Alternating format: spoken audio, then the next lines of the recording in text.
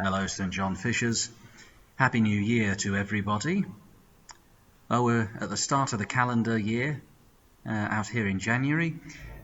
Did you know that the calendar we use today was fine-tuned by the church 500 years ago? Yeah. We used to use a calendar called the Julian calendar, which was named after the emperor Julius Caesar. But the Pope in 1582, Pope Gregory XIII, who as well as being Pope was a very keen astronomer, loved tracking the movements of the stars and the planets with his telescope, noticed that our calendar was about a week and a half ahead of where it should have been because we had too many leap years in the year. And so the calendar was ahead of where the Earth is in its orbit around the Sun. So with the help of two friends who were also astronomers, one was a priest and an astronomer, the other was a doctor and an astronomer, Pope Gregory helped to reform the calendar that we use. That's why we call it the Gregorian calendar. And we got back to our 365 days of the year, and we were back in line with the orbit of the Earth around the Sun. So the calendar we're using here in 2024 is fine-tuned by the Pope. We've been looking in our videos recently about what prayer is and what prayer isn't, and I've unpacked what a couple of the prayers of the church mean for us.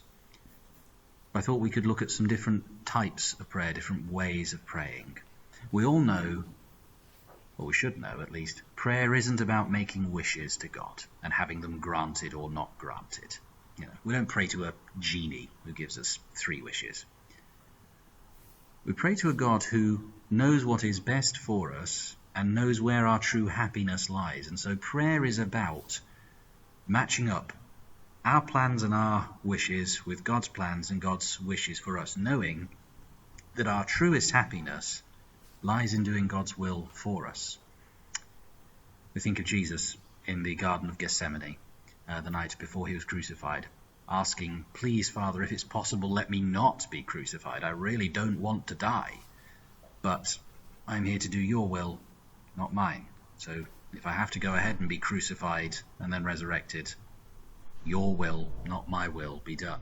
And really that's at the heart of prayer. Your will, Father, not my will, be done.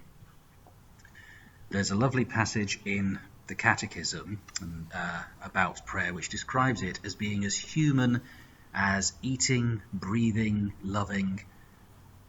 It can pick us up when we're down. We can talk to God in our prayers when we're lonely. It can do all things for us. Well, that sounds good, but how do we make it happen? Well, let's just look at a prayer of adoration and blessing today. Come into a quiet space. If you can come into church like this, brilliant. If you can't, find a quiet spot at home, your room, the garden, the sitting room, and if there's loads of people in the sitting room, just put some headphones on. Everyone leaves you alone when you're wearing headphones. Have something holy to hand. I got a little crucifix was given to me the day that I entered the seminary. You could have a holy picture on your phone as a screensaver. Just take 5 minutes. Everyone can spare 5 minutes of their day. Look at the image of the crucifix. Look at the image of Jesus dying on the cross for you. Look at whatever holy picture is on your phone. If you need to sort of calm down and settle the mind, quiet everything down, pray an Our Father gently and slowly. Pray a Hail Mary gently and slowly. Have that 4 or 5 minutes quietly looking at the holy image, quietly looking at the image of Jesus on the crucifix, and just take stock of what God has done for us humans all throughout history, and maybe what he's done for you personally in your life. That's the first step of praying, is just sitting quietly, contemplating God, and thinking of what he has done in your life. So, holy image, headphones, 5 minutes of peace and quiet. We'll start looking at some of the others next week, but that's enough to be going on with for now. See you all at the weekend. See you at Mass on Sunday. God bless. Bye-bye.